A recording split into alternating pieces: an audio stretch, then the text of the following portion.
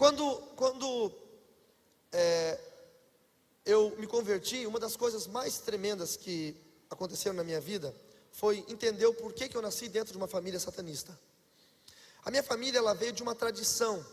As tradições são grupos de satanistas treinados, especializados. São grupos hierárquicos que passam sacerdócio, que levam para frente o ensino da palavra que eles usam. O satanismo tem 3 braços: irmandades, organizações e tradições.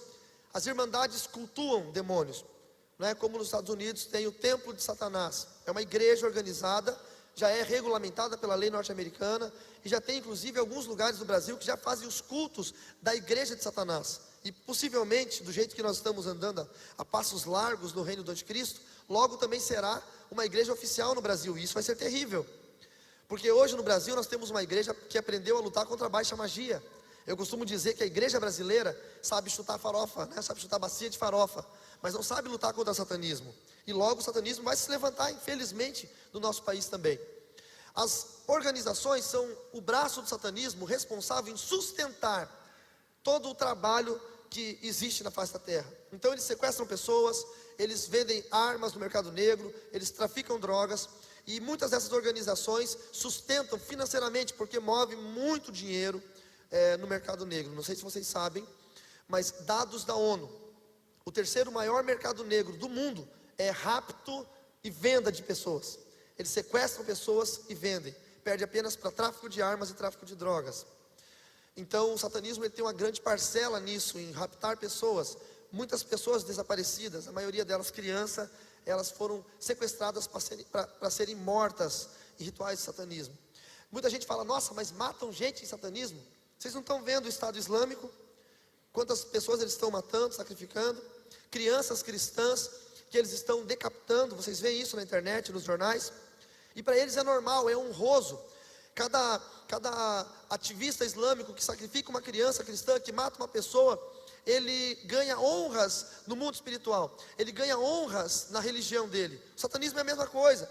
Cada pessoa sacrificada faz com que honras sejam entregadas a ele, faz com que ele tenha poderes relativos no mundo espiritual, faça com que ele consiga alcançar coisas que ele não poderia alcançar sem esses rituais de morte. As organizações fazem isso. E as tradições são famílias, é por ordem hierárquica, que cuidam dos tratados mágicos, escritos por Salomão. Eu não sei se você sabe, mas no primeiro livro dos reis de Israel, no capítulo 11, no verso 1 até o verso 8, e aí alguns subsequentes, mostra a história de Salomão desviando-se dos caminhos do Senhor. Salomão foi aquele que pediu sabedoria a Deus, e ele recebeu sabedoria, honra, riqueza, recebeu o maior reino que havia na época. Ele foi o homem que construiu o templo de Salomão, e ele conquistou 1000 mulheres, 700 esposas, princesas e 300 concubinas. Ele contratou 2 grandes artífices para construir o templo de Salomão, Irã-Abif e Tubal-Caim. E esses homens, eles eram envolvidos com o ocultismo, e conseguiram então perverter junto com as esposas o coração de Salomão, e criar uma ordem mágica, uma tradição mágica. Essa tradição começou a se desenvolver na época de Salomão ainda, quando ele escreveu os livros sagrados, que são usados no satanismo até hoje, que são chamados de as chaves de Salomão. Nesse meu livro aqui, eu conto algumas coisas sobre esses livros sagrados: o Heptameron, o Lemegecton, as chaves maiores de Salomão, as chaves menores de Salomão. A tradição que a minha família era e pertenceu, ela era responsável em levar esse ensino para as gerações, e eu nasci para isso. O meu nascimento foi dado para ser um sacerdote, dentre muitos sacerdotes no Brasil, criar um grupo de pessoas que pudessem desenvolver o satanismo. E nesse livro eu conto com detalhes como funciona tudo isso. Agora, o mais importante para se falar hoje é que dentro do satanismo são 9 graus, do 1º ao 9º grau. O 1º grau é o grau de aprendiz, o 2º grau é o grau de iniciado, o 3º até o 6º grau são os graus sapienciais, onde ele aprende desde alquimia, aprende telecinesia, que é mover objetos com força da mente, que na verdade não é força da mente, são demônios que fazem isso, levitação, invisibilidade, uma série de outras coisas. projecionismo, que é tirar o espírito do corpo e fazer a viagem astral, como os gnósticos chamam, e tantas outras coisas, e até chegar ao 7º grau. E o 7º grau, o 8º e o 9º, são os graus de poder. O 7º grau, mestre de alta magia, o 8º grau, sacerdote, e o 9º grau, sacerdote superior. Eu cheguei ao 7º grau, e quando cheguei ao 7º grau, com apenas 16 anos de idade, eu tinha um avanço no mundo espiritual muito grande, devido aos demônios que o meu avô, que era sacerdote superior, havia deixado para mim. O meu avô, ele era um grande sacerdote e desenvolveu demônios muito fortes, muito competentes no reino das trevas. Só que o meu avô morreu, e os demônios dele ficaram para mim. Quando eu tinha ainda 5 anos de idade, ou 6, eu tinha crises, surtos de ira terríveis. Os surtos de ira eram tão grandes, que quando eu gritava, as janelas da minha casa quebravam. Nós morávamos numa casa muito pobre, porque minha mãe era uma pessoa que foi, meu pai foi muito rico, minha mãe também, e aí minha mãe começou a trair o meu pai. Então quando eu tinha 5 para 6 anos, a minha mãe fugiu de casa e deu abandono de lar, e aí perdeu o direito a todos os bens, ficou muito pobre, e abandonou também os filhos. Depois de um tempo ela teve que voltar até onde meu pai morava, e nos sequestrou, porque ela tinha a obrigação de me manter, porque eu seria um sacerdote da tradição. O meu irmão mais velho foi morar com meu pai, e eu fiquei morando com a minha mãe. Então a história do satanismo na minha família perpetuou-se dessa forma. Meu avô ordenou a minha mãe que não se separasse de mim, porque eu deveria ser um sacerdote. Minha mãe ficou muito pobre ao ponto de não ter o que comer. Nós morávamos numa casa de madeira muito velha, e eram com janelas de vidro, e os estrados da janela, as armações eram de madeira, e quando eu surtava, os demônios faziam movimentações do ar dentro da casa, e a pressão do ar ficava tão forte, que as janelas abriam e quebravam todos os vidros, e isso mostrava para as pessoas, que aquela criança de 5, 6 anos, tinha poderes, que as outras pessoas não tinham.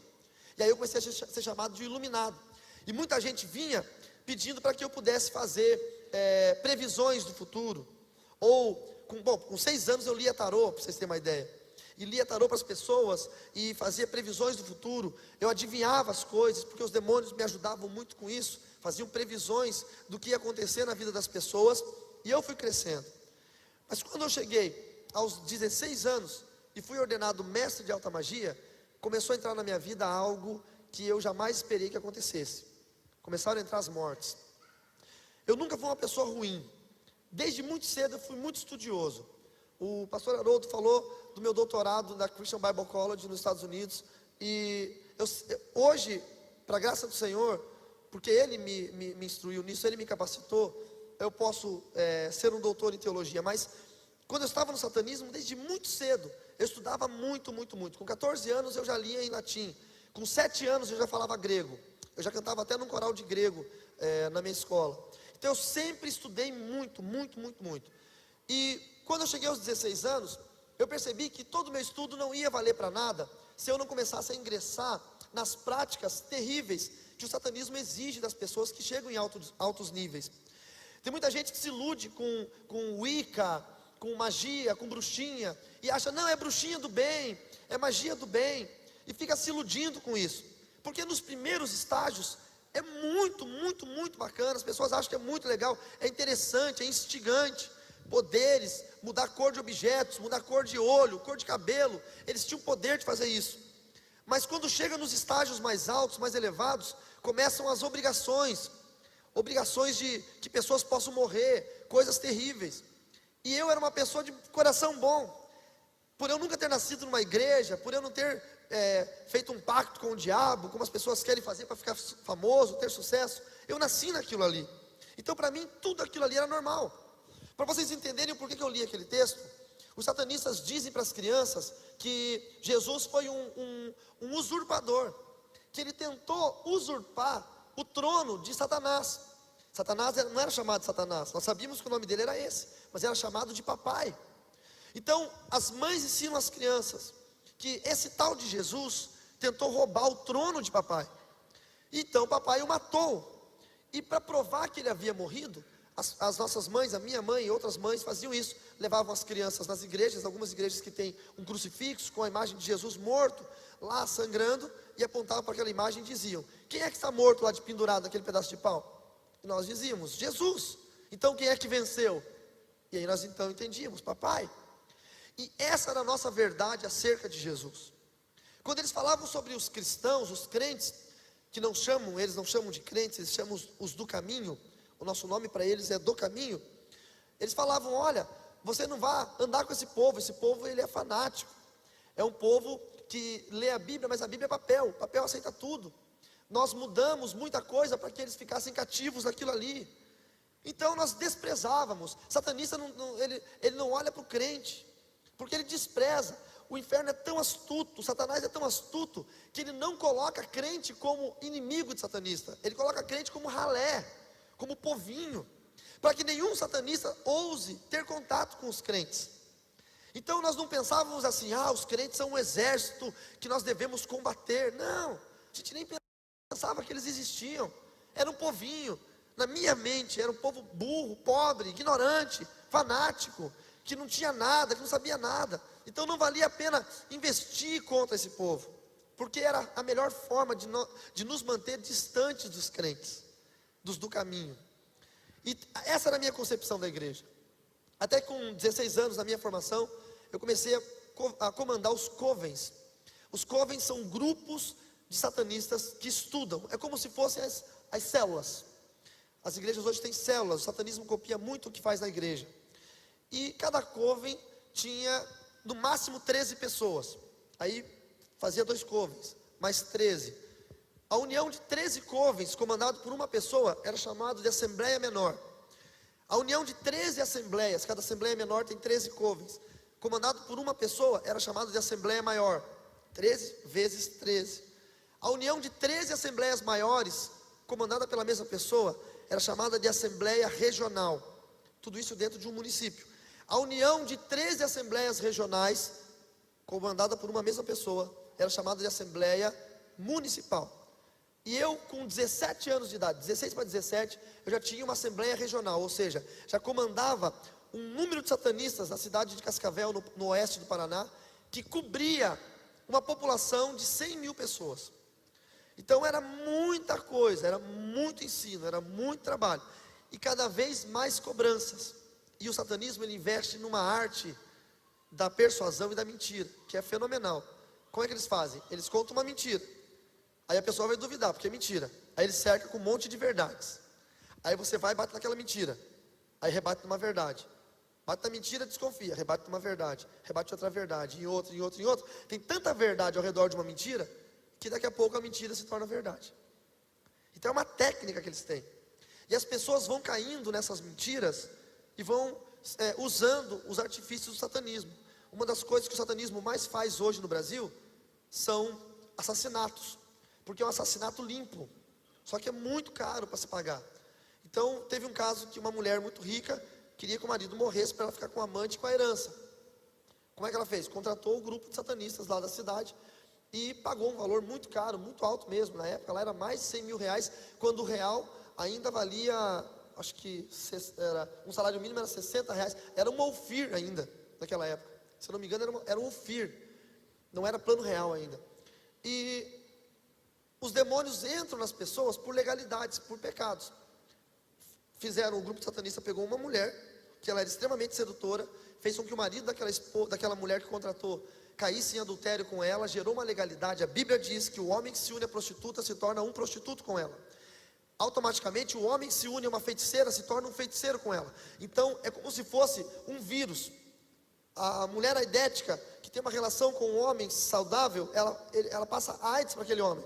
E a mulher tem demônios transmitidos por relações sexuais, demônios chamados demônios do sexo, que atuam na área sexual, incubos, sucubos, que atuam nos sonhos sexuais, ou demônios da linha de Belfegor, são injetados na pessoa por essa ação de adultério, e aí a pessoa fica contaminada. A contaminação permite que um outro demônio, que possa comandar as atividades motoras dele, possam usar aquele homem, e aí aquele homem fica possuído, entra num carro, vai viajar numa estrada a 120, 130, 150 km por hora, de repente ele sai da estrada e joga debaixo de um caminhão e morre. E aí vai sair na televisão que grande empresário se matou, se suicidou, jogando o seu carro embaixo de um caminhão. Na verdade ele não se suicidou, ele foi alvo de uma ação do satanismo. Muitas outras ações acontecem. Eu queria falar isso porque é interessante que os jovens saibam. Quando precisa se matar jovens para rituais de magia negra, eles fazem muito isso em festas. Cuidado com festas que vocês vão, porque eles embriagam os jovens e dão algum tipo de droga para os jovens, e eles ficam dopados. Levam até fazendas, sítios, onde tem essas casas que fazem esses rituais. E aí matam esses jovens. Como é que eles matam? Matam com corte cirúrgico, para poder tirar órgãos. É chato de falar isso, é feio, mas eu preciso que vocês saibam. Um corte em forma de Y, feito do ombro no ombro, até aqui embaixo. Eles descarnam essa parte, abrem o corpo, cerram a caixa torácica e tiram os órgãos. E esses órgãos são usados em rituais. Mas se eles soltarem esses corpos na rua, a polícia vai ver que são cortes cirúrgicos. Então já vai ficar na cara. Como é que faz para se livrar disso? Coloca 4 jovens no carro sentadinhos, com cinto de segurança, mortos. E um possuído por um demônio vai dirigir. A mesma coisa, 150 por hora na BR, bate no caminhão, aparece no jornal, carro com 5 jovens que estavam saindo de uma festa, bateu na BR, todos morreram. O acidente é tão grande que ninguém vai perceber que aqueles corpos já estavam mortos antes e que já havia corte cirúrgico naqueles corpos, porque eles ficam arrebentados. Então são formas que o satanismo usa de se livrar de pessoas. Fique atento aos jornais e você vai começar a perceber quantos acidentes com 5 jovens dentro de um carro acontecem. Quantos acidentes? Todos os meses acontece isso. E eu comecei a ver isso. E isso começou a me incomodar. Saber que pessoas precisavam morrer. Eu não tinha vontade que pessoas morressem. Mas ainda assim eu gostava muito do que eu fazia. Eu era muito bem tratado. Lá dentro tudo era muito correto. A pessoa falava e cumpria. Não é? Eram todos eles muito ordeiros. E eu gostava muito daquilo. E era a minha vida, minha família, minha religião. Até que Deus entrou com um plano de salvação. E quando Deus entra com o plano de salvação, a vontade do homem se torna nula. Não adianta que o homem tente fazer algo contra o plano de salvação. Tem gente que não entende, mas quando Deus escolhe, quando Deus chama, Deus vai fazer com que essa pessoa chegue à plena salvação. Não há como fugir da salvação do Senhor. O Senhor começou a levantar um casal de pessoas, chamado Dili e Holanda, meus pais na fé. E eu morava num hotel na cidade de Cascavel, e esse casal evangélico morava do outro lado da rua, num prédio. E eles sabiam que ali naquele hotel morava um satanista, porque corria o comentário. E eles sabiam que aquele satanista era eu, e eles apontavam para mim e diziam: esse menino precisa de salvação. E começaram a orar por mim. Oraram muitos e muitos anos. Eles oraram dos meus 16 anos até os meus 20 anos. E nunca pararam para falar comigo, para dizer que estavam orando. Nunca tentaram me questionar, ou como nós comumente fazemos, né? Temos medo de falar com o satanista, temos medo de falar com alguém da Umbanda, Quimbanda, Candomblé. Nós temos preconceito com essas pessoas. Eles não, só oravam. Um dia eu estava sentado na frente do hotel, e o meu pai na fé me chamou e falou assim: ô Magrão, chega aí. E eu atravessei a rua meio estranho, não sabia quem ele era. E ele falou: você joga bola? Eu falei: jogo. Então, a gente vai jogar bola hoje à noite, que posição que você joga? Eu falei: goleiro. E ele: rapaz, nós estamos precisando logo de um goleiro. Eu aposto que eles não estavam precisando de um goleiro, mas na hora eles ficaram precisando. Eu falei: sério? Vamos jogar? Eu falei: vamos. Porque eu não estava nem aí com os crentes. Está entendendo? Essa história de que satanista não entra em igreja, que não pega na mão de crente, isso é mentira. Eles não estão nem aí. Só que eles vão se infiltrar numa igreja. Aí é um plano, porque se tem uma igreja muito grande, que faz muita coisa contra o reino das trevas, aí são missões. Mas fora isso, eles não têm nem aí. Aí fui jogar bola à noite. E nesse jogo de bola, eu joguei pra caramba. Só que antes de eu chegar pro jogo, os crentes estavam lá, eu não sabia que eram crentes. Aí eles fizeram um círculo assim no meio do campo, era futebol suíço, e deram as mãos. Eu fiquei pensando: ixi, o que será que é isso? Aí ele falou: olha, nós vamos fazer uma oração aqui. E eu pensei: ai, é os do caminho. Puxa, são crentes. Mas fiquei ali, eles oraram, não deu nada, fiquei na minha, né? Eles falaram amém, não falei nada. Fomos jogar bola, joguei pra caramba. Gostaram demais. Falaram: rapaz, você joga futebol de salão? Eu falei: eu jogo. Amanhã tem um jogo de futebol de salão, vamos jogar? Eu falei: vamos. E quando eu voltei para casa, eu fiquei pensando naquele jogo. Os caras não brigavam, os caras não xingavam, não tinha entrada forte, não tinha violência. Se alguém ia entrar numa bola, o outro tirava o pé para não machucar. Era assim que era jogo de crente. Hoje em dia não, hoje em dia os crentes esquecem que são crentes na quadra. Não é isso? Hoje em dia os crentes esquecem de Jesus na quadra. Só lembram de Jesus na igreja.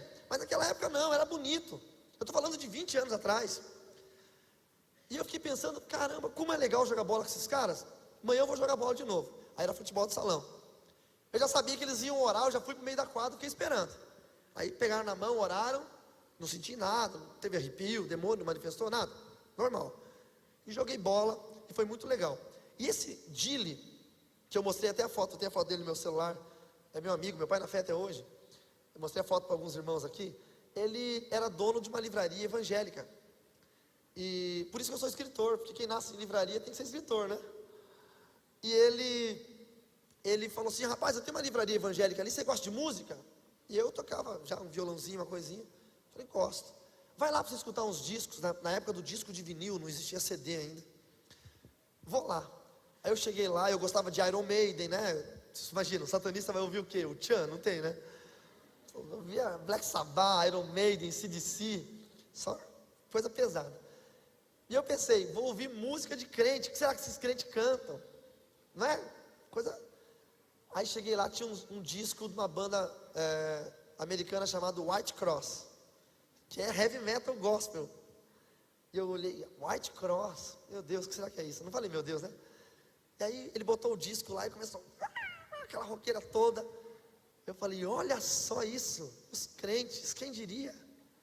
Aí tinha uma banda, você não tem uma banda brasileira não? Tinha uma fitinha cassete do Cats Barneia, que incrivelmente, como Deus é lindo e poderoso, tremendo, o baterista que gravou aquela fita, hoje é meu grande amigo Luffy, que foi baterista do Cats Barneia, do Renascer Praise, da Oficina G3, hoje mora nos Estados Unidos, é meu grande amigo. E aí, incrivelmente, tá caindo tudo. Ai, você, né? Depois vocês falam, é inimigo nada, é o pastor ali, ó. E o pior é que ele não pode nem se justificar, porque ele operou a boca, não pode nem falar. E aí colocaram aquela música do Cats Barneia, e eu comecei a ouvir, e eu falei, caramba, os crentes não são tão ruins assim. Mas, nada de ler a Bíblia, nada de falar de Jesus, nada. O plano do Dili era muito bom. Ele falou, esse rapaz é muito inteligente, se eu der respostas prontas para ele, ele não vai aceitar. A pessoa muito estudiosa, muito inteligente, ele não pega respostas prontas, ele quer as suas próprias respostas. Então, o plano dele foi muito sutil, mas muito inteligente. E eu passei a admirá-lo e gostar muito dele. Então, todo o tempo que eu tinha livre, eu atravessava a rua, ia para a livraria dos crentes e ficava conversando com ele, e era muito bacana esse momento, mas Deus tinha um propósito muito maior para isso. Na escola que eu estudava, eu estava no 3º ano, tinha um festival de cultura, e naquele festival teve uma bateria montada lá, e eu gosto de música, e eu fiquei justamente naquela noite para ver quem ia tocar.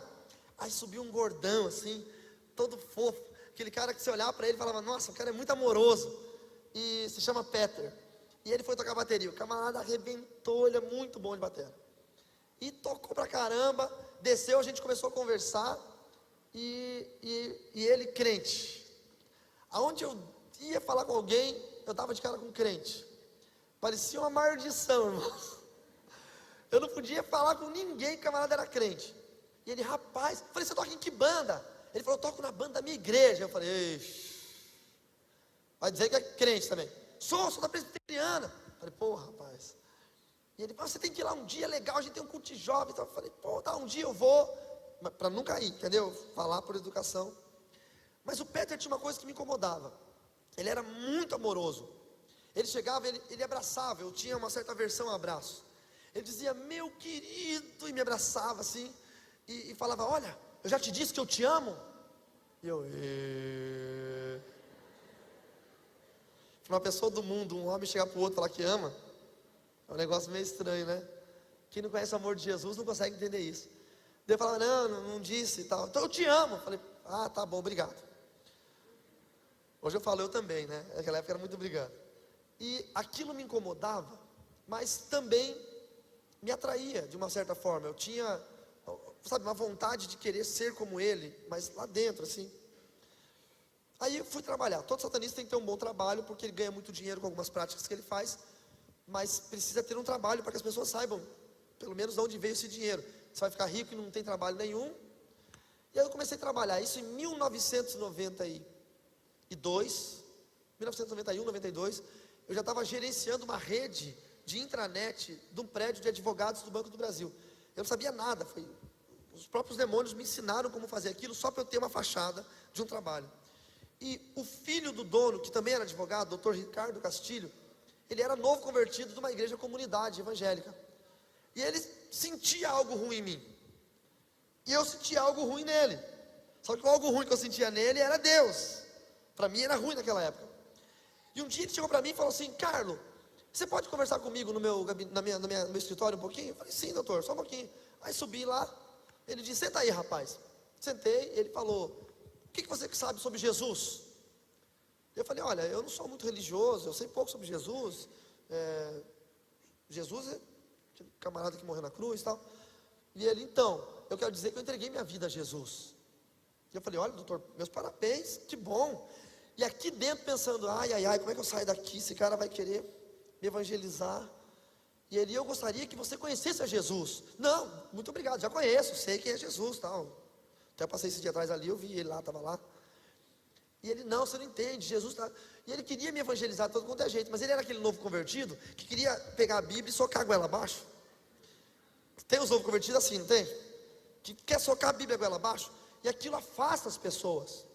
Ninguém quer ser julgado pela sua fé, ou você é idólatra, você é isso, você é aquilo. Ninguém quer ser julgado. E ele falou: olha, eu quero conversar mais com você depois, só que antes eu quero fazer uma oração por você. Você deixa eu orar por você? Eu falei: claro, porque eu ia jogar bola, eu orava com os caras e não acontecia nada. Até eu pensei: é só mais uma oração. Aí ele falou: fica de pé aqui no meio da minha sala. Eu fiquei, ele fez todo um preparo. Aí ele botou a mão na minha cabeça, ele falou: Jesus! Irmãos, a hora que ele falou Jesus, me deu um gelo na barriga, mas um gelo. Ele falou: aqui está esse moço, e eu te peço, Jesus, pega ele agora, vem Espírito Santo. E, nossa, começou a me dar um mal-estar terrível. Começou a formigar minhas pernas, começou a gelar minhas pernas, começou a gelar, me deu uma ânsia de vômito e eu vomitei. E a hora que eu vomitei, ele deve ter pensado: é demônio, epa, vamos expulsar. Porque os crentes ficam felizes, né? Se você orar e o cara começar a cambalear, é o troféu. E ele começou a orar e eu saí meio bravo, sim, pedindo as contas, não quero mais. Fui para o banheiro, desesperado. Porque no satanismo nós aprendíamos que os crentes não eram nada, eram ninguém, eram um povinho. Que Satanás, que nós chamávamos de papai, era o todo-poderoso, onipresente, onisciente, onipotente. Que os demônios que nós tínhamos, eu tinha um demônio mensageiro chamado Stinotes, que eu conto sobre ele aqui nesse livro. Ele era tudo, ele sabia tudo, ele me direcionava, ele me levava, ele fazia. Como é que aquele crente novo convertido botou a mão na minha cabeça, eu passei mal, cheguei ao ponto de vomitar. Cheguei no hotel onde eu morava e chamei o demônio chamado Stinotes. E perguntei para ele: Stinotes, por que eu vomitei? E ele, né, filho de Satanás, pai da mentira: não, você foi o que você comeu hoje em dia, não tem nada a ver. Você comeu, passou mal, você ficou nervoso porque ele estava fazendo aquela oração. Aquilo ali não tem poder nenhum, aquilo ali não presta para nada. Você é povinho. É que você ficou nervoso, e quando você fica nervoso, dá isso aí mesmo, é normal. E eu, bobinho, acreditei. E continuei na minha crença de que eu estava no lugar certo. Mas eu comecei a gostar dos crentes. Eu não queria deixar de ser satanista. Eu não queria deixar de amar papai. Mas eu começava a gostar dos crentes. Eu queria ficar perto, amigo dos crentes. Aí na sala de aula, antes da sala de aula, no hotel onde eu morava, veio um hippie morar. Aqueles caras que fazem artesanato e vendem no calçadão, sabe como é que é? Faz pulseirinha. Camarada, crente. Ele fazia as pulseirinhas, vendia, aí separava um dinheirinho numa latinha. E eu olhava ele separando aquele dinheiro e falava: o que é isso aí, rapaz? Não, isso aqui é o meu dízimo. Dízimo? Que raio é esse? Tudo que eu ganho, eu separo 10% para o Senhor. Vai dizer que você é crente? Não, não diz isso. Sou crente em Jesus Cristo. Falei: meu Deus, não falei meu Deus, né? Eu devo ter falado, sei lá, qualquer coisa. Cercado por crente. E o Edson, ele orava por tudo. Por tudo. Ele ia comer um pastel, ele orava. E os satanistas são muito agressivos. Um ataca o outro, porque se eu mato um outro satanista, os demônios dele vêm para mim, são sujeitos a mim. É o princípio do desenho Pokémon, sabiam disso? Pokémon é isso, é satanismo puro. Você mata o monstro de bolso do outro, Pocket Monster, e os poderes vêm para você. E aí, ele foi comer um pastel numa pastelaria que nós estávamos, e ele pegou, levantou o pastel assim e falou: Senhor, eu consagro este pastel a Ti, Em nome de Jesus, todo mal seja repreendido agora, amém. E eu fiquei olhando aquilo, e eu pensei aqui com meus botões, essa oração é boa para mim. Ele está repreendendo o mal. E eu falei para ele, o que é isso que você fez? Isso é uma oração de proteção. Veneno desse pastel, toda armadilha, amém. Eu falava, mas não acontecia nada. E aí no colégio entrou uma menina. E essa menina, ela era, assim, de um estilo bem diferente. Ela era gótica, ela tinha um cabelão comprido, ela era designer de moda. E quando eu olhei aquela menina, eu falei, puxa vida, essa menina aí, eu vou levá-la para o meu coven. Eu tentava convencê-la a virar satanista de tudo quanto é jeito. E eu falava, olha, eu tenho papai, Satanás, e eu sirvo a ele. E ela dizia, não, eu não creio nessas coisas, não fala comigo de demônio, de diabo, eu creio em Deus. E eu perguntava, mas que Deus que você crê? Eu creio em Jesus. E eu ficava louco, o Jesus, aquele que morreu, aquele que Satanás matou, você crê num Deus que morreu, que está morto? E ela dizia, olha, eu não sei explicar muito bem, mas só sei que eu creio e eu creio em Jesus. Mas Satanás é muito mais poderoso. Meu Deus é poderoso, o teu não é nada. Eu falava isso para ela. Teu Deus fez nada. O que teu Deus fez? Não fez nada. O meu criou céus e terra. O meu é onisciente, onipotente. Porque Satanás é craque em roubar a glória de Deus. Então tudo que Deus fez, ele rouba.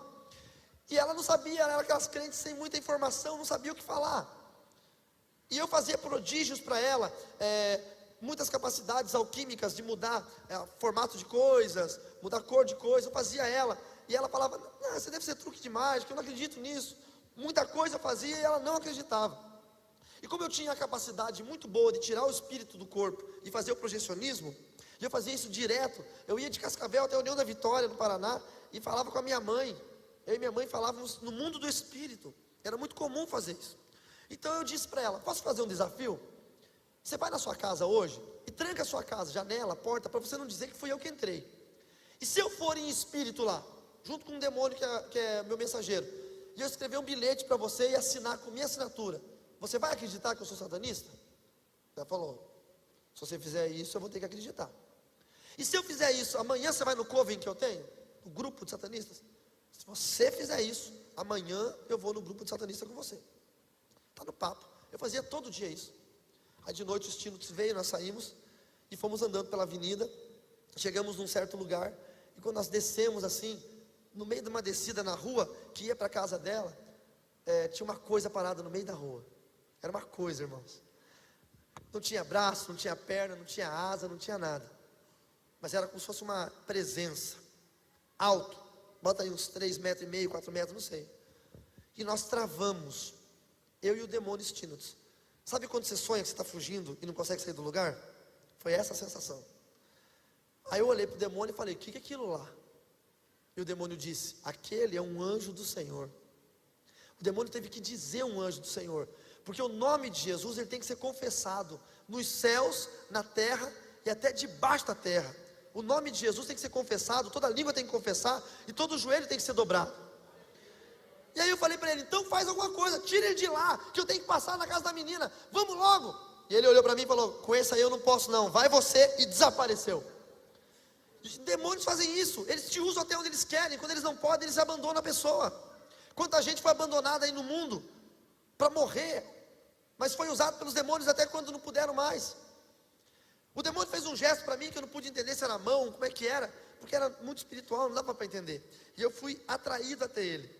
E quando eu cheguei perto dele, eu senti um negócio terrível, que queimava, que ardia, que hoje eu sei o nome desse negócio, se chama amor. E eu não sabia o que era amor, porque quem tem Satanás no coração não conhece amor, só tem ódio. Era mais ou menos o que eu sentia quando eu chegava perto do Peter, do baterista. Eu sentia a mesma coisa. E quando quando eu cheguei perto dele, ele falou assim, o que você vai fazer aqui? Eu disse, olha, sai da frente, porque eu vou naquela casa lá, e não sei o quê. E ele olhou para aquela casa e falou, com um gesto que eu não sei se era uma mão, se era uma asa, o que era aquilo. Aquela casa lá você não pode ir. Nem Satanás, nem os demônios, e nem os servos de Satanás podem ir lá. Porque naquela casa mora uma família que teme ao Deus vivo de Israel. E eu estou aqui para cuidar daquela família. Era mais ou menos uns 300 metros, 3 quarteirões de distância. E aquela família, daquela menina, era a família de um crente que era diácono de uma igreja batista da cidade. E o Senhor tinha enviado um anjo para cuidar daquela casa. Você não sabe Mas você está aqui agora. Existem demônios que querem entrar na sua família, querem tocar nos seus filhos, querem entrar na sua casa, mas não podem, porque o anjo do Senhor acampa-se ao redor daqueles que o temem e os livra. Quanto mais você teme a Deus, mais protegido você é pelo Senhor. Você pode glorificar o nome do Senhor?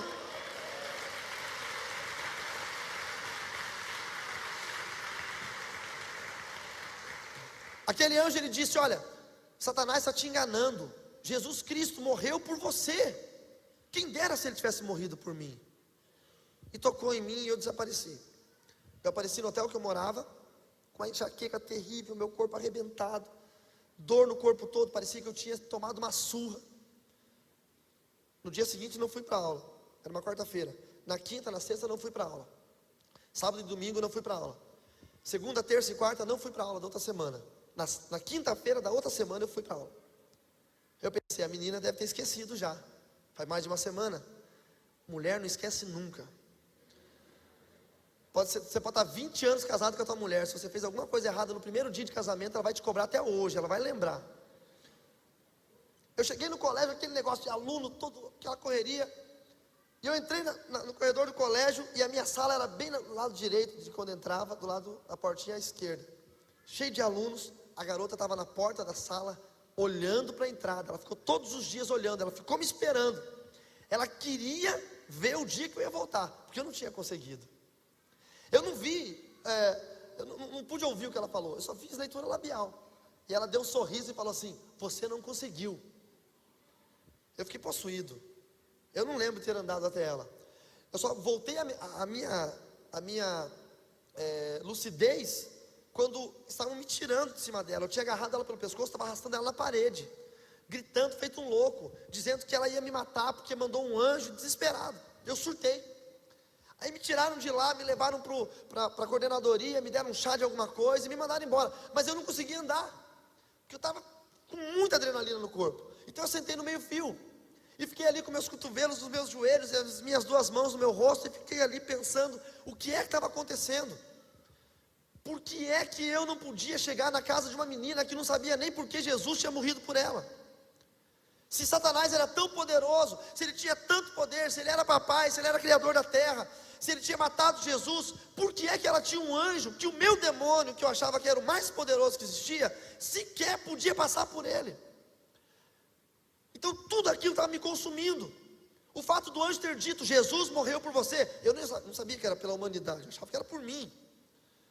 E tudo aquilo começou a ser muito difícil de entender, de digerir. Passou as 4 aulas do período noturno, terminou a aula, e eu senti a presença de alguém sentado do meu lado. E eu não abri os olhos. Sabe quando você sente que tem alguém perto de você? Aí passou uma meia horinha, eu abri os olhos e vi um par de pezinhos do meu lado. Era essa menina.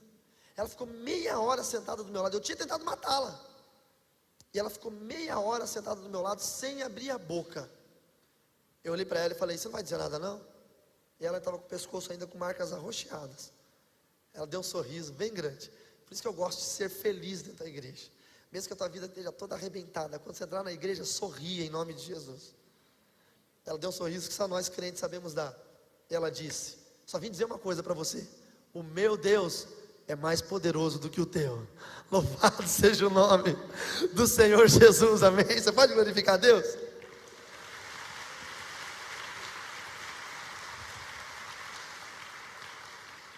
No dia seguinte eu fui na livraria do Dili. Cheguei para o Dili e falei: Dili, você pode me contar uma coisa? Por que Jesus morreu por mim? E o Dili, muito inteligente, muito sábio: não posso falar nada não, você acha que eu vou ficar perdendo meu tempo com você? Pegou um livretinho chamado 4 Leis Espirituais. Vocês conhecem esse livretinho? Um livretinho amarelinho. Quem conhece o 4 Leis Espirituais? Conhece? Não? É um livretinho assim, ó. Tem um trenzinho, Jesus está na máquina, e nós nos vagões. Tem um trono, Jesus no trono, nós fora.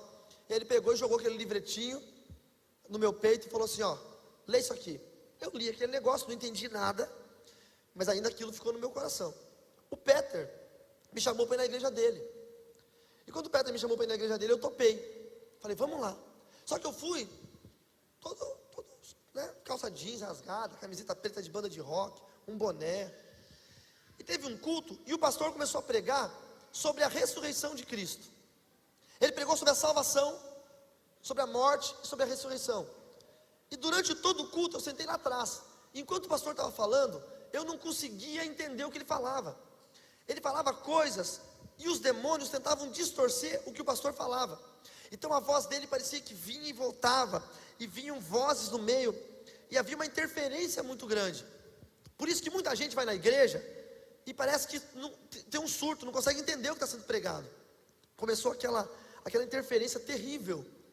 E eu tentava forçar para ouvir o que ele estava falando, porque eu entendi que ele estava falando sobre a morte de Jesus, e aquilo muito me interessava. Eu queria saber o que tinha acontecido, e eu não conseguia. Os demônios vinham e gritavam, passavam na minha frente. Foi terrível, eu não conseguia entender. Até que ele entrou no texto que nós lemos, de Mateus 28, e começou a ler: depois do sábado, tendo começado o primeiro dia da semana, Maria Madalena e a outra Maria foram ver o sepulcro. E nesse momento, eu fiquei desesperado. Eu já tinha levantado, ido lá fora, tomado água, respirado. Eu estava ficando louco dentro da igreja, eu não conseguia entender. Mas nesse momento, eu cometi um ato que para mim foi uma loucura, mas eu queria ouvir. E eu comecei a invocar demônios dentro da igreja. Invoquei demônios. E eu falei: venham todos vocês e me cerquem, e cerquem aquele pastor lá.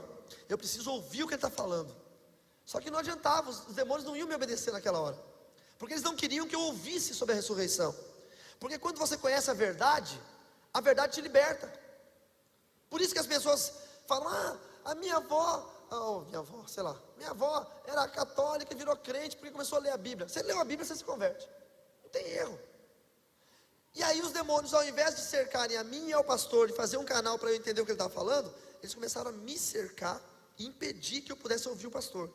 E eu fiz tanta força que eu cheguei a ficar com enxaqueca para tentar ouvir o que aquele pastor estava falando. E eu ouvi isso aqui: e eis que sobreveio um grande terremoto, pois um anjo do Senhor desceu dos céus, e chegando ao sepulcro, rolou a pedra da entrada e sentou-se sobre a pedra. Sua aparência era como um relâmpago, e suas vestes eram brancas como a neve. Quando ele falou aparência como um relâmpago, eu disse: é o anjo da menina, que tinha uma aparência como um relâmpago. Não tinha braço, perna, nem asa, a aparência dele era essa. E aí que a minha atenção ficou mais focada.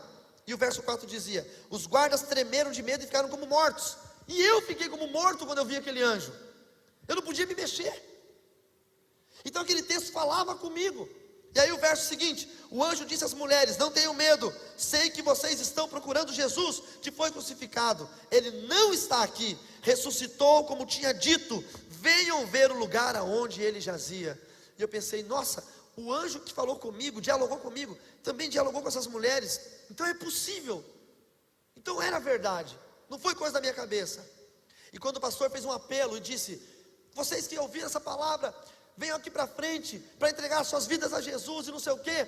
Eu não vi, queridos, a hora que eu saí do último banco e estava parado bem na frente, mas eu fui para frente. Só que a hora que eu fui para frente, os demônios que eu tinha invocado para tentar me cercar, para eu poder ouvir a voz do pastor, começaram a trabalhar. Aí um grupo de obreiros me cercou e começaram a orar. Os obreiros estavam orando coisas bonitas, tipo: Senhor, liberte esse menino, né, faz uma obra na vida dele, coisas bacanas. Mas os demônios que estavam ao meu redor começaram a inverter as palavras, e eu entendia os obreiros falando: o que esse desgraçado está fazendo aqui? Seu maldito, você não é digno. Quem é você para estar aqui? Vai embora, nós te odiamos, você não merece, você não é nada. E os obreiros, eu abri o olho, olhava para os obreiros, e eu via eles com caras de ódio, apontando o dedo para mim. Só que eles não estavam fazendo isso. E aquilo me deixou tão desesperado que eu saí daquela igreja desejoso de nunca mais entrar dentro de uma igreja evangélica de novo. Nunca mais. Mas o Senhor não desistiu, porque o Senhor não desiste de nós. Nós desistimos do Senhor, mas Ele não. Ele não desiste da gente. E a promessa estava contida em tudo isso. Deus tinha uma promessa para a minha vida. Então eu comecei a conversar mais com o Edson, e o Edson começou a me mostrar algumas coisas do mundo espiritual. A garota, nossa amiga, me convidou para ir num culto na igreja dela, na igreja batista. E eu estava desesperado, não queria mais ir em culto, mas o Edson me convenceu tanto, falou: vamos lá, meu irmão. E eu já tinha lido na igreja, na biblioteca que tinha na livraria do Dili, uma Bíblia. Eu tinha lido algumas páginas de Gênesis. E eu li aquele texto: no princípio criou Deus os céus e a terra era sem forma e vazia, e havia trevas na face do abismo, e o Espírito de Deus pairava sobre as muitas águas. Eu li só isso. Foi o primeiro texto que eu li na Bíblia na minha vida. E eu olhei aquele texto e falei, nossa, que tremendo. Que tremendo. Porque eu imaginei o Espírito de Deus como se fosse um negócio gigantesco em cima do oceano, assim. Foi um negócio tremendo. E eu já estava começando a gostar disso, a achar bacana. Só que começou a chover no dia de ir no culto, que era um culto de jovens no sábado. E eu, como todo não convertido, qualquer coisinha te impede de ir à igreja. Qualquer coisinha, chuva te impede. E eu disse para o meu amigo Edson, olha, eu não vou porque está chovendo. E o Edson falou, se você crê, você vai ver a glória de Deus. Nós vamos ir de a pé, 2,5 km até a igreja, e não vai cair uma gota de chuva na sua cabeça. E eu falei, vamos ver então. Saí do hotel e pisei na calçada, duvidando, desdenhando.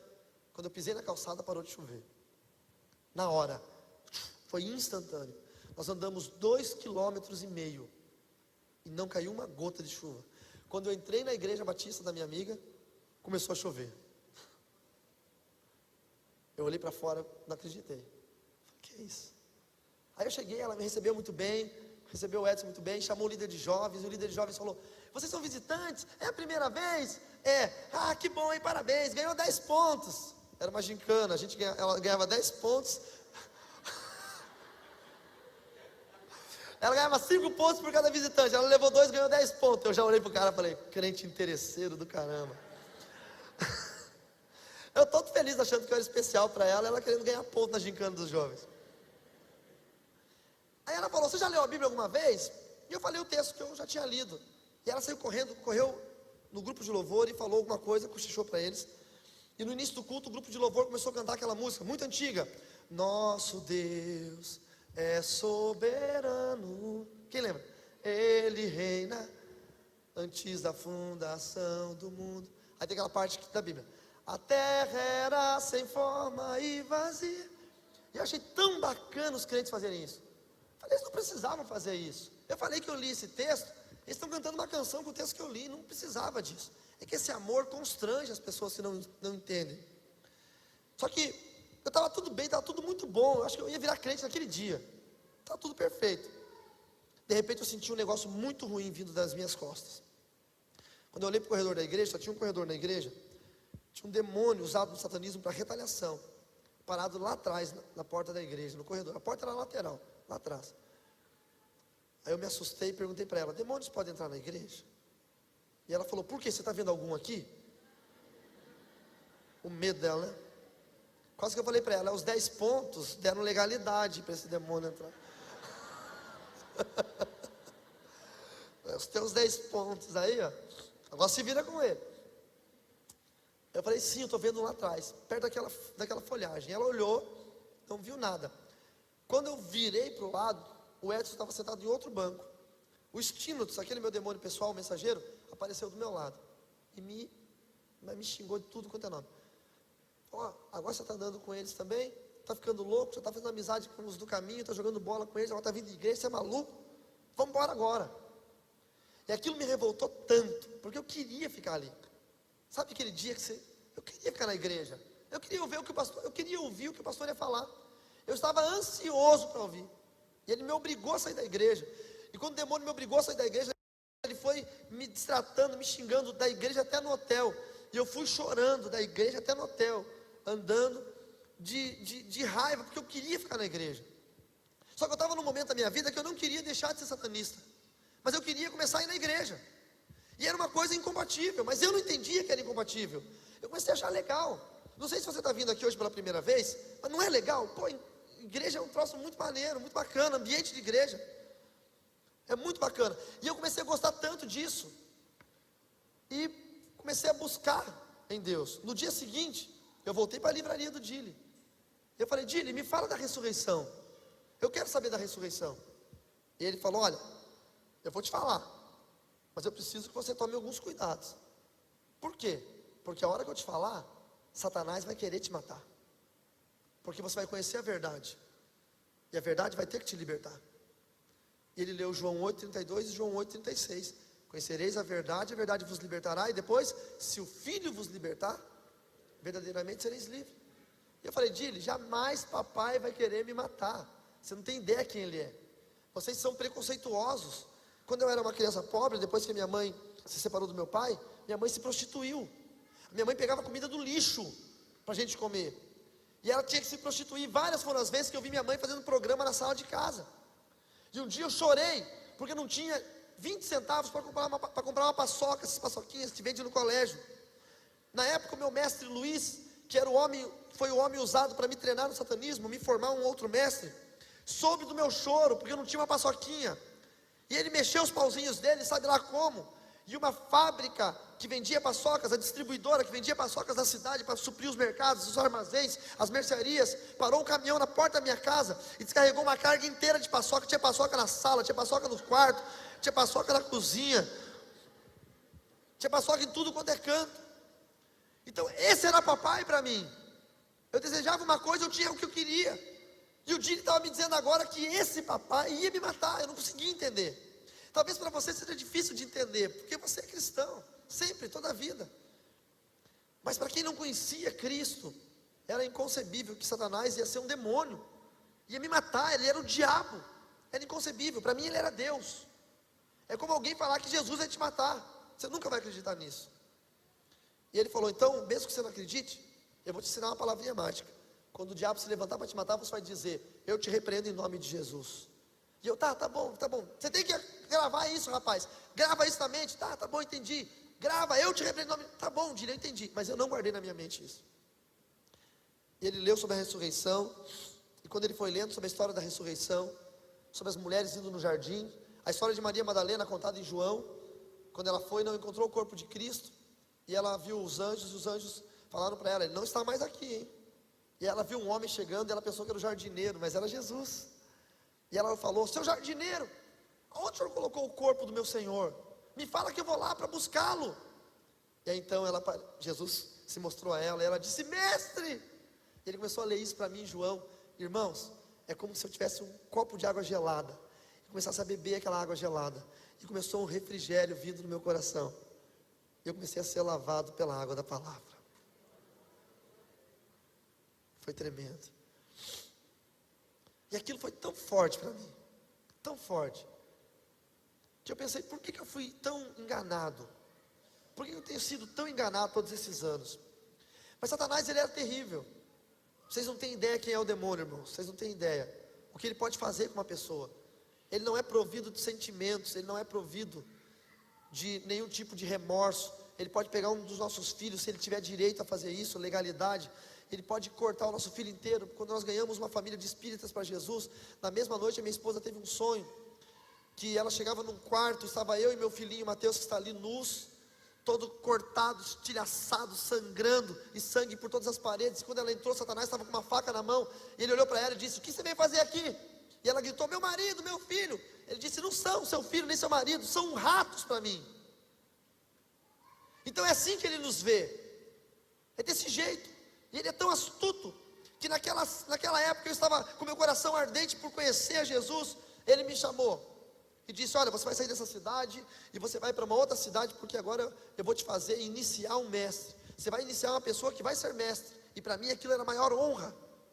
Então eu viajei, fui para uma outra cidade, preparei o local do ritual de iniciação, preparei tudo, chamei os outros sacerdotes que eram necessários, e eu estava feliz. Mesmo querendo ir para a igreja, agora eu estava feliz, porque o meu chamado dentro da tradição estava sendo valorizado. E na noite que eu tinha que buscar o rapaz, para nós subirmos o morro numa clareira, para fazer o ritual de iniciação dele, quando eu cheguei na pensão onde o rapaz estava hospedado, tinha ambulância, carro da polícia, o rapaz tinha sido assassinado. O filho do dono da pensão pegou numa arma e sem querer deu um tiro nele, a bala entrou aqui atrás e ele morreu. E aí eu pensei de novo, mas peraí, papai não é onisciente? Por que papai, se é onisciente, me mandou aqui, sabendo que o rapaz ia morrer? Sabe quando a mentira começou a aparecer? De tudo quanto é jeito? Voltei para a cidade de Cascavel, voltei para a livraria do Dili e me falei, fala então, Dili, quem é Satanás?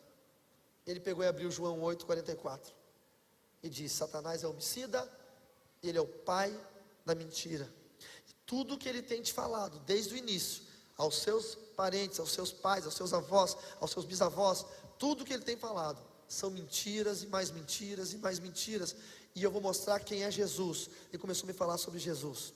Eu disse, eu quero conhecer esse Jesus. Saí de onde eu estava, na livraria, atravessei a rua, e fui para o hotel onde eu morava. Quando eu cheguei no hotel, eu tive uma experiência tremenda, queridos, tremenda, tremenda, tremenda. A personificação física de Satanás estava naquele quarto. Eu nunca vou me esquecer, o corpo dele normal com o nosso, igual, bem vestido, com uma roupa normal, mas os olhos inteiramente negros, tanto a parte da bolinha do olho, quanto aquela parte branca, inteiramente negros. E hoje eu vejo pessoas na internet que estão injetando tinta nessa parte branca do olho, para ficar com o olho todo negro. Eles ficam igualzinho a personificação física, a materialização de Satanás, igualzinhos.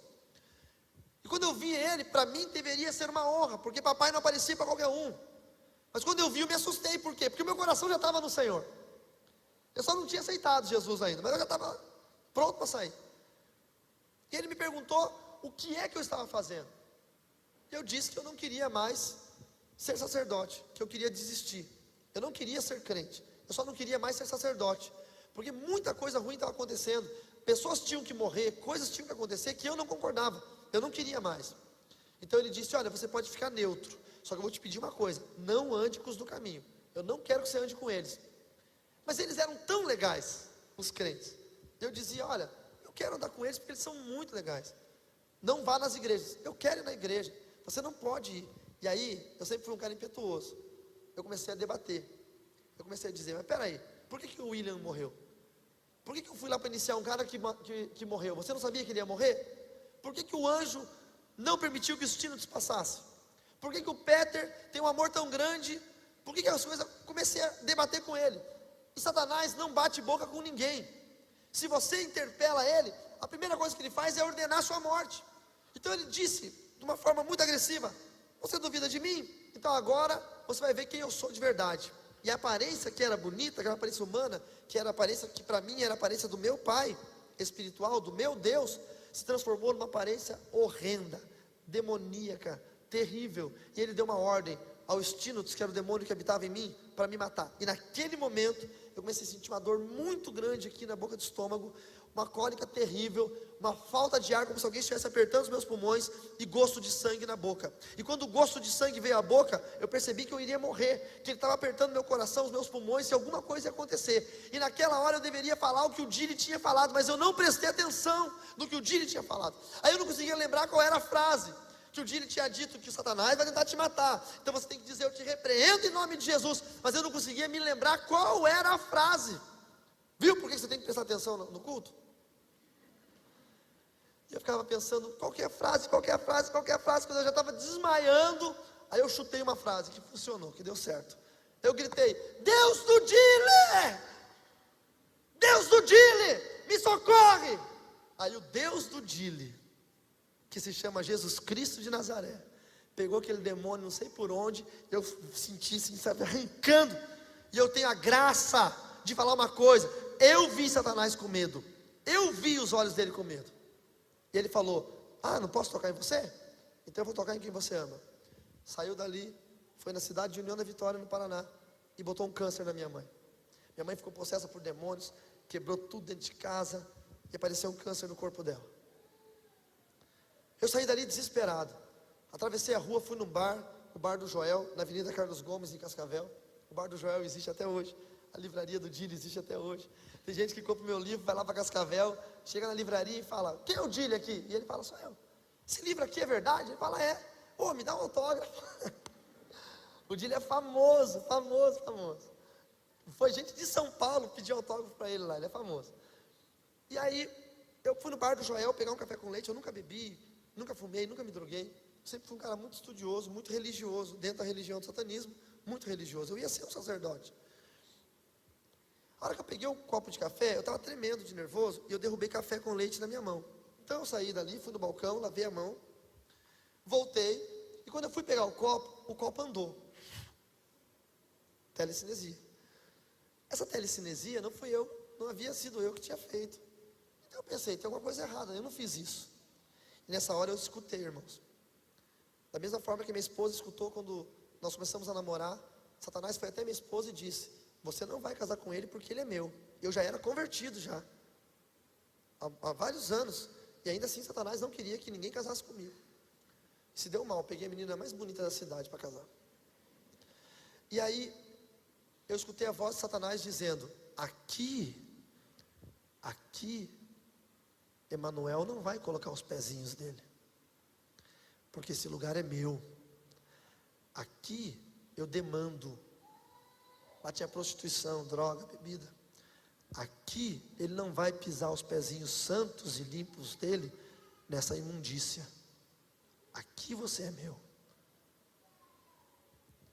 Naquele mesmo momento, eu escutei uma voz vindo do alto.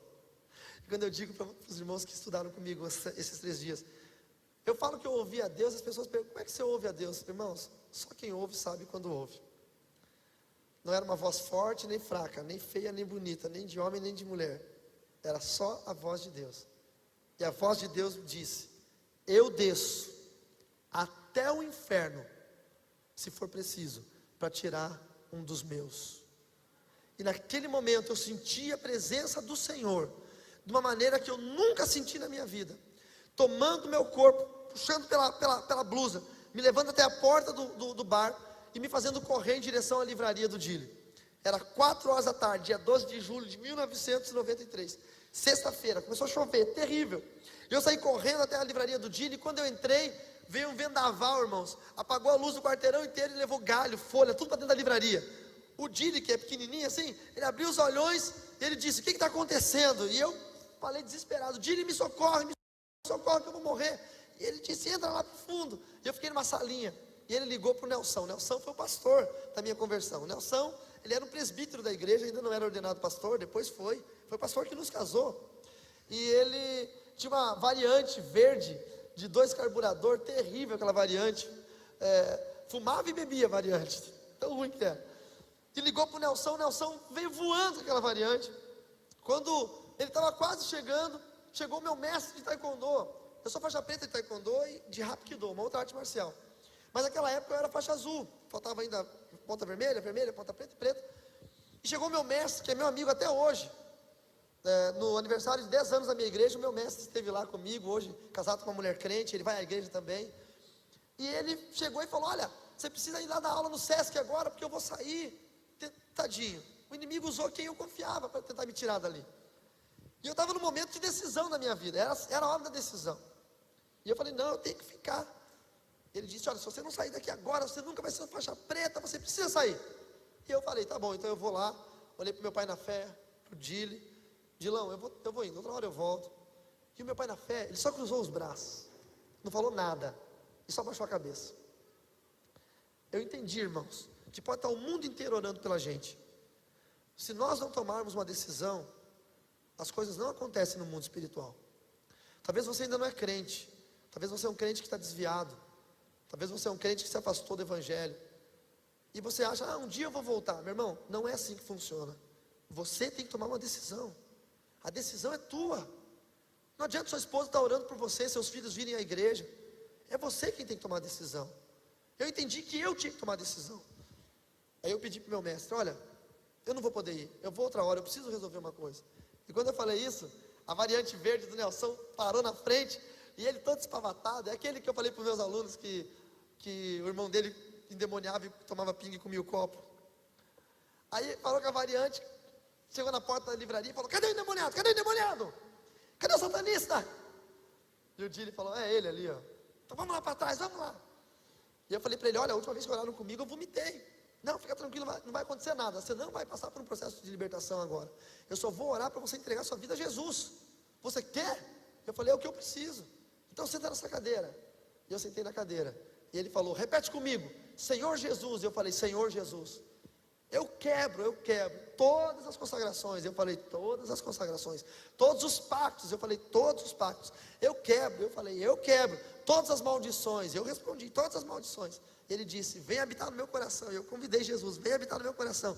Escreve meu nome no livro da vida. Eu falei: escreva meu nome no livro da vida. E ele falou: diga: eu te aceito como Senhor e Salvador da minha vida. E eu falei: Senhor Jesus, eu te aceito como Senhor e Salvador da minha vida.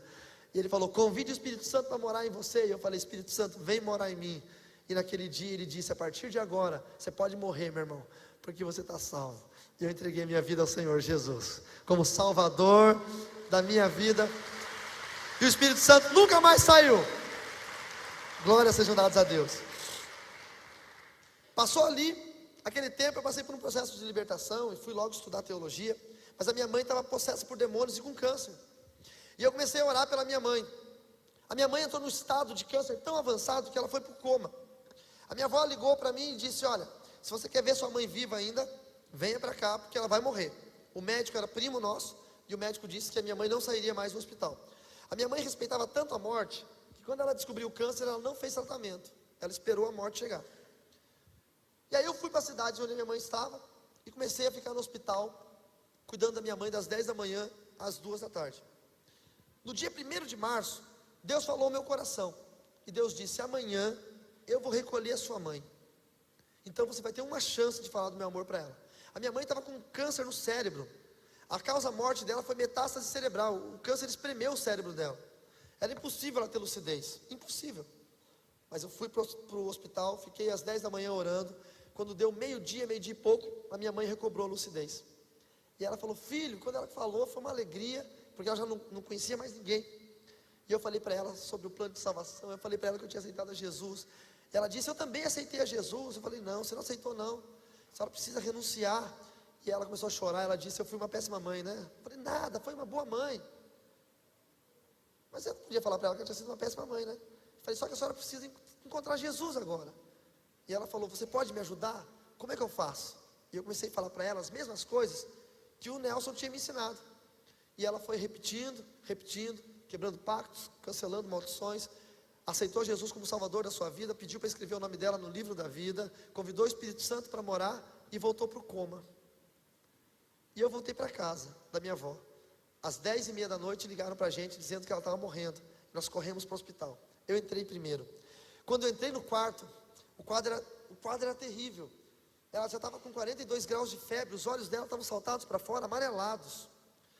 Aquela maquininha estava com uma pulsação muito rápida, a respiração dela estava muito ofegante. E eu entrei e senti a mesma sensação que eu senti quando eu encontrei o anjo. Aquele amor estranho, que não tem como explicar. Então eu sabia que tinha um anjo ali. E eu corri, abracei minha mãe, toda entubada, toda cheia de fios e monitores.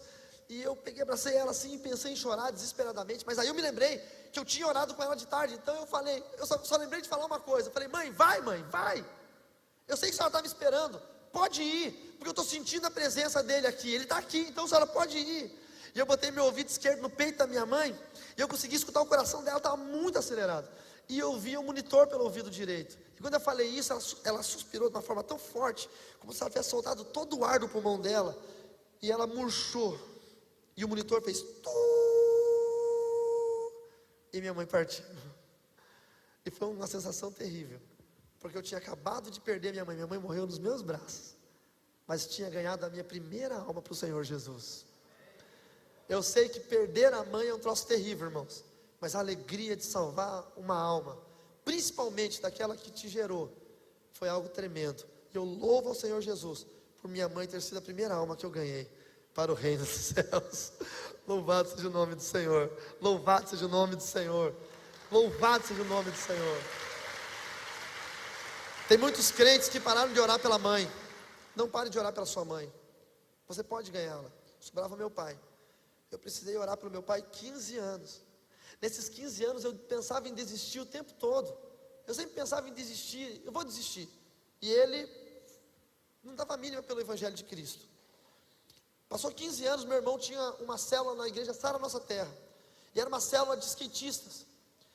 E era sempre feito no salão de festas do prédio. Mas 15 anos, eu já era pastor, conferencista, escritor. E naquela célula, naquele dia, não pôde ser feito porque tinha um aniversário. E aí o meu irmão ficou triste e falou para meu pai: olha, eu tenho um grupo de jovens aí, mas não vai ter como fazer. Então, eu estou triste. E meu pai falou para ele: olha, você não quer fazer na sala de casa? No apartamento? Nunca meu pai convidou alguém, um crente, para ir lá. Quando eu me converti, meu pai me mandou embora de casa. E aí eu estava no Mato Grosso pregando, e o meu irmão me ligou e falou: rapaz, vem para cá, onde é que você está? Eu estou no Mato Grosso, vem para cá, porque o pai deixou amanhã fazer célula lá em casa, e eu sei que ele vai se converter, vem, é a tua oração. E eu peguei um voo de Campo Grande, no Mato Grosso do Sul, para Cascavel, saí 6 horas da manhã, para chegar 8 horas da manhã. A minha esposa saiu de casa e foi me esperar no aeroporto.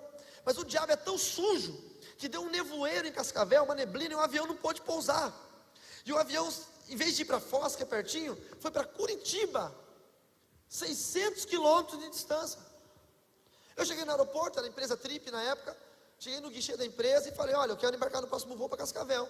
E a moça falou, o próximo voo está saindo agora, eles estão ainda recebendo os passageiros lá, não tem vaga, mas o senhor fique tranquilo, nós vamos colocar o senhor no hotel, o senhor vai amanhã às 8 horas. Eu falei, não, moça, eu preciso ir agora, eu tenho algo para fazer hoje. E ela disse, eu sinto muito, não tem outro voo. Se eu botar o senhor em outra empresa, você vai chegar 10 horas da noite, em Foz do Iguaçu. Não tem como. Aí eu, com a minha intrepidez, olhei para ela e falei, olha moça, você não sabe quem sou eu. Eu também não sei quem é a senhora. Mas eu vou dizer uma coisa, eu estou 15 anos orando pelo meu pai. E o meu pai vai fazer um culto na casa dele hoje. Eu não vou perder esse culto. Eu vou para lá, nem que eu tenha que pilotar esse avião. Mas eu vou estar lá. A mulher fez assim para mim, ó. E saiu. E naquela época não tinha essas coisas assim, esses vidrinhos, era tudo notebook, uns notebookão grandão assim. E aí eu peguei o notebook, abri, fiquei escutando uma música num vídeo evangélico. De repente aquela garota veio correndo, com os tamancos na mão. Veio correndo, irmão, irmão, irmão. Eu estava me chamando de irmão já. Falei, que foi? Olha rapaz, não sei o que tem você não, hein, mas um passageiro não embarcou. Ele fez o check-in e não embarcou. Tem uma vaga, você quer ir nesse voo? Falei, quero, então vem comigo. Catei mala, mochila, saí correndo, entrei naquele aviãozinho da Trip, aviãozinho apertado, todo mundo lá, o aviãozinho subiu, demorou para subir, voamos, chegamos em Cascavel, quase não pousou, foi pousar, eu estava já chegando no fim da pista ainda, minha esposa estava lá me esperando, fomos para a casa do meu pai. Agora, olha a noite como é que foi. Vocês têm mais um minutinho para me ouvir? Escute isso. A célula era de skatista. Toda a maconheirada do bairro estava lá. Só tinha maconheiro. Terrível. O meu pai é aqueles bugrão. Estava bem assim, ó. Estou gostando de nada. O pastor dos jovens é um pastor todo louco, entendeu? E eu peguei o violão e fiquei adorando a Deus. Estava eu, meu pai aqui, o pastor aqui e toda a maconheirada lá. Não é vocês não, tá irmãos? Por favor. Aí, o pastor de jovens, sabe se eu posso falar o nome dele? Eu vou, né? Não vou falar sobre o nome. Tá, não vou falar o nome.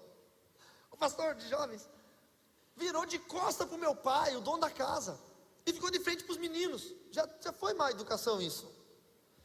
E aí pegou, irmãos, sangue de Jesus tem poder. E falou bem assim, então galera, é o seguinte, uau! Jesus é muito brother!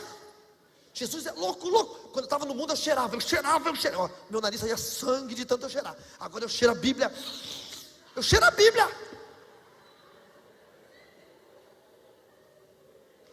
Quando eu olhei aquilo, eu olhei para o meu pai, aqueles bugrão, ai meu Deus do céu. Vocês estão ligados ou não estão ligados? E aí eu comecei assim, orar em espírito. Eu não sei se eu pequei, pastor Haroldo. Eu comecei a orar bem assim, Senhor, mata ele agora. Mata ele agora, dá um ataque cardíaco, dá alguma coisa, mata ele. Pô, irmãos, 15 anos orando pelo meu pai para aquele cara estragar tudo. 15 anos.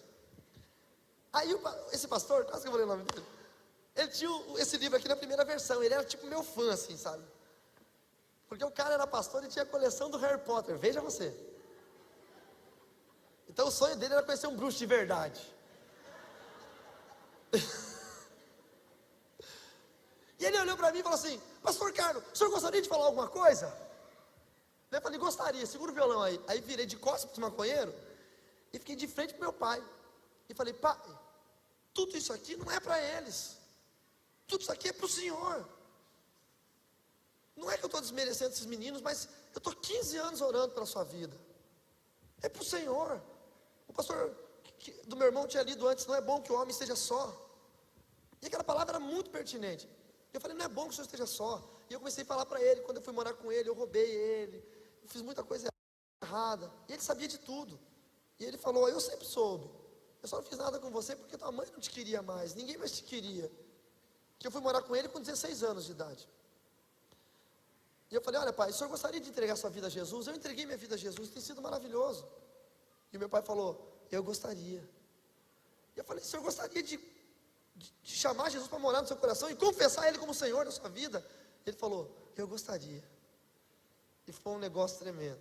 E eu falei, então ora comigo. E a hora que eu comecei a orar, eu falei assim, repete comigo pai, Senhor Jesus. E ele falou, Senhor Jesus. A hora que eu ouvi a voz do meu pai falando Senhor Jesus, começou a me dar um calorão. Um calorão. E a hora que eu falei, eu entrego minha vida. E ele falou, eu entrego a minha vida. Eu comecei a apagar, irmãos. Eu comecei a desmaiar de emoção. E o obreiro da minha igreja estava junto com a gente, me segurou e me sustentou. Eu não consegui mais fazer a oração, porque eu quase desmaiei ali. E aí a sorte que Deus não ouviu minha oração e não tinha matado o outro pastor. O outro pastor agarrou meu pai e falou, continua, seu Álvaro, continua. Eu entrego a minha vida, e meu pai, eu entrego a minha vida a ti, e bababá. E o meu pai aceitou o Senhor Jesus como Salvador da sua vida, para a honra e glória do Senhor. Aleluia! Aleluia! Aleluia! Vocês me dão mais um minutinho? Eu preciso de mais um minutinho, por favor. Aí eu comecei a orar para arranjar uma esposa. Essa é boa, tá? Eu falei, eu quero uma esposa, tem que ser uma mulher bonita, porque mulher feia é pecado.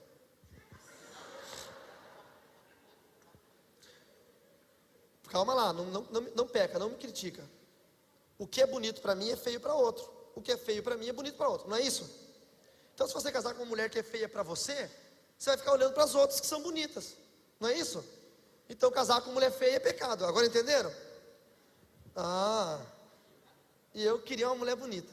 Aí um dia eu fui numa igreja e estava a Francine ali. Vem cá, Fran e Mateus, por favor. Deixa eu mostrar minha esposa e meu filho para vocês. O que eu vou falar para vocês, vocês não vão acreditar mesmo, eu tenho que mostrar ela. Se esse cara olha para esse cara feio, careca, e fala, não, a mulher dele deve ser feia pra caramba, ele está falando que é bonita para agradar. Se vocês aplaudirem quando ela subir, vai ficar de mal, hein? Porque ninguém me aplaudiu quando eu subi. Aí minha mulher sobe, todo mundo... Vem cá, vida. Essa é a minha bênção e o meu benção.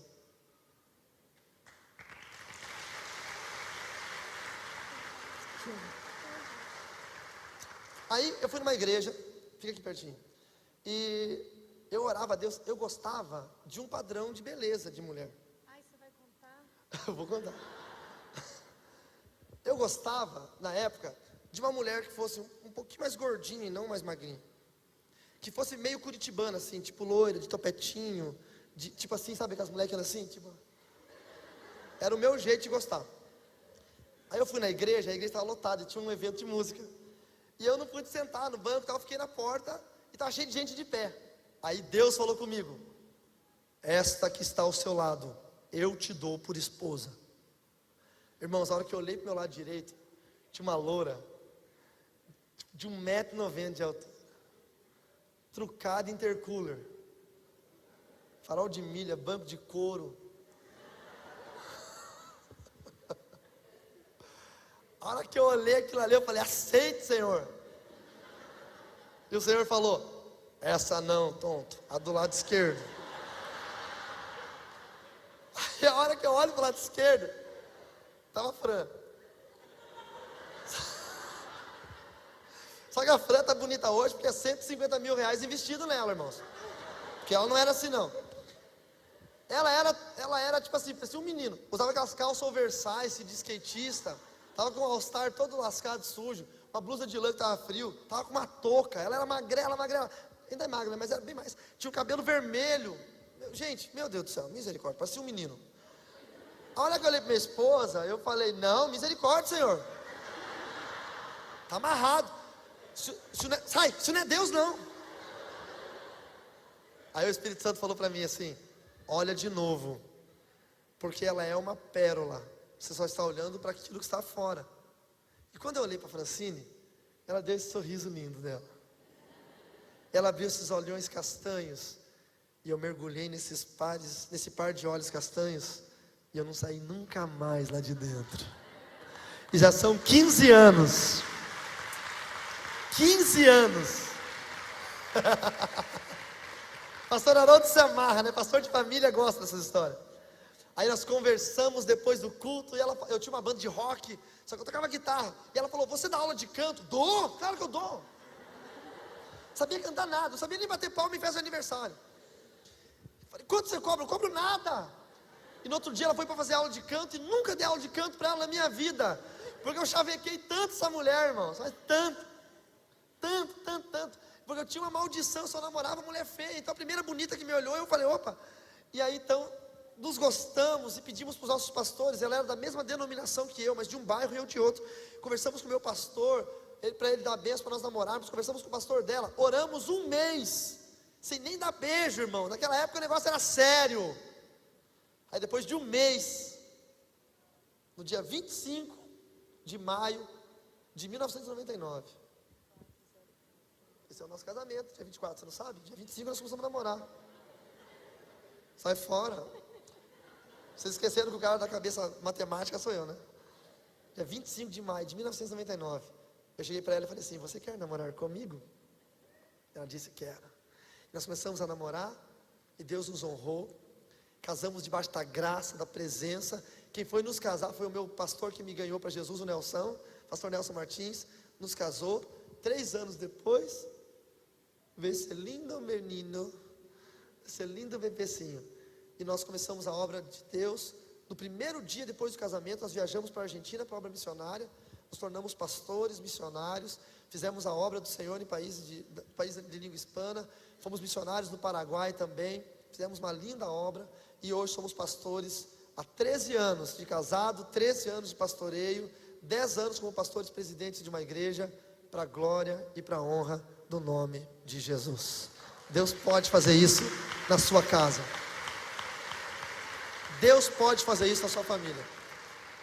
E agora eu queria te convidar para uma coisa muito importante. Talvez você que ouviu tudo isso até agora não está entendendo, mas nada disso é para ninguém que não seja para você. Tudo isso que você ouviu hoje é para você. A história da minha vida, ela existe para você. Porque Deus não me converteria se não fosse para que pessoas ouvissem como é importante entregar suas vidas a Jesus. Então Deus não converte ninguém se a conversão dele não servir para mostrar a luz de Cristo às pessoas. Eu queria poder fazer isso por algumas pessoas. Eu queria poder orar por alguém hoje. Mas eu não quero orar só por quem vai aceitar Jesus, não. Eu quero orar por alguém que esteja sentindo no seu coração que a sua vida precisa de uma melhora, precisa de uma guinada. Talvez você está frio na fé. Escute o que eu vou dizer. Talvez você gostaria de ser o que você ainda não é, dentro da igreja, da obra, da fé. Talvez você é aquele crente que um dia levantou a mão e aceitou Jesus, mas nunca foi nada mais do que isso. E Deus tem muito mais para você. Deus pode fazer mais. Quem sabe você é aquele tipo de crente que as pessoas chamam de desviado. Ou quem sabe você é aquele tipo de crente que as pessoas chamam de não praticante. Ou quem sabe você é de uma outra religião e nunca entregou sua vida a Jesus Cristo. Quem sabe você é crente, não é desviado, não é relaxado, não é nada disso. Mas você acredita que Deus pode fazer mais na sua vida, no seu ministério. Você pode mais. Eu queria convidar essas pessoas que viessem aqui à frente para que nós possamos orar. Se você sentiu a necessidade de receber uma oração nessa noite, saia do seu lugar e venha aqui para frente, por favor. Mas deixa eu te falar uma coisa: não espere o primeiro vir, porque se houver uma só bênção nessa noite, vai ser do primeiro que vai chegar. Então, seja você o primeiro. Venha aqui para frente agora, que eu vou te abençoar com uma oração. Eu quero que você tenha uma vida plena na presença do Senhor. Eu quero que você saiba que Deus pode fazer infinitamente mais na sua vida. Eu quero que tu e tua casa sirvam ao Senhor. Eu quero que sua mãe se converta. Eu quero que seu pai se converta. Eu quero que seus irmãos se convertam. Venham mais para cá, queridos, por favor, dê espaço. Nós ganhamos nossa família toda para Jesus. Nossos irmãos. Francine ganhou o pai e a mãe para Jesus. As irmãs. Francine foi o exemplo na casa dela. Ela foi a primeira evangélica e ganhou toda a família. Eu fui o primeiro evangélico, ganhei toda a minha família. Ganhei minha avó satanista, foi na minha igreja e aceitou Jesus na minha igreja. O Peter foi pregar na minha igreja. Vem mais para cá, irmãos. Apertem aqui, por favor, queridos. Venham. Toque no irmão da sua frente carinhosamente e diz: vai mais para lá, irmão, faz favor. Venham, saiam do corredor, venham para cá, bem pertinho. Aqui, meus lindos. Colhem aqui. O Peter foi pregar na minha igreja. Foi algo tão fantástico, não foi, Fran? O cara que pregou a palavra para mim quando eu era satanista. Eu vi ele pregando a palavra de Deus na minha igreja, que agora eu era pastor. Ele chorava falando. Ele dizia: gente, vocês são ovelhas desse homem. Esse homem é uma referência para milhões de pessoas no mundo hoje. Mas eu conheci ele cheio de demônios. E foi tremendo o que Deus pôde fazer. Meu pai na fé, quando eu vou para Cascavel, eu visito ele. Ele fala para todo mundo: sabe aquele cara? Aquele cara, eu falei do amor de Jesus para ele. Meu sogro foi na Igreja Universal e falou para o pastor da Igreja Universal: meu genro é pastor. Aí o pastor da Universal falou: que legal, qual é o nome dele? Carlos Ribas. E o pastor da Universal falou: mas não é o cara desse livro aqui não, né? Puxou o livro da gaveta. Esse aí é o meu genro. Os caras da Universal estão lendo meus livros, pastor. Deus pode fazer algo na nossa vida. Deus pode mudar a natureza das coisas. Deus pode trazer salvação no nosso lar. Aquele que não era nada pode se tornar alguém. A Bíblia fala: digo fraco, eu sou forte. Digo que não é ninguém, eu sou uma grande nação.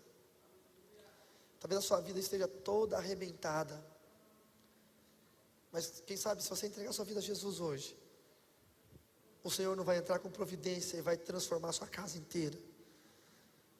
Deus pode entrar no coração dos seus parentes. Deus pode mudar a sua história. Eu gostaria de saber de nós que estamos aqui. Alguém aqui gostaria de falar: Senhor, eu entrego minha vida a Ti. Eu entrego minha vida, eu quero que o Senhor seja o meu Salvador pessoal. Alguém aqui gostaria de fazer isso? Levante sua mão para eu ver. Alguém aqui? Amém. Mais alguém? Olha lá, amém, glória a Deus. Mais alguém? Amém. Mais alguém? Gostaria de fazer isso? Amém. Amém. Glória a Deus. Sabe, você falar: Senhor, eu quero entregar minha vida ao Senhor. Eu quero te servir. Eu quero que Jesus entre na minha casa e faça uma mudança. Eu quero que Jesus entre na minha vida. Eu quero dizer basta para toda mentira. Eu quero dizer basta para todo engano. As pessoas olhavam para mim e diziam: esse cara não vai dar em nada. Falava para minha esposa: você vai namorar com esse cara? Esse cara não vai dar em nada, ele não vai ser ninguém. O pastor dela não, mas os anciãos da igreja chamaram ela quando ela foi namorar comigo e falaram: sai dessa, não vai dar em nada, você está entrando numa furada. E a minha esposa não me conheceu quando eu já tinha uma boa posição social, já era conhecido, já viajava o mundo. Não, minha esposa me conheceu quando não era nada, quando não era ninguém. Mas ela acreditou na promessa. Muitas pessoas olham para você e dizem: você não vai dar em nada. Mas quando eu olho para você, eu acredito na promessa. Há mais alguém que quer entregar sua vida a Jesus? Levante a mão para eu ver. Eu vou orar com vocês. Aleluia. Senhor Jesus, eu te apresento eles.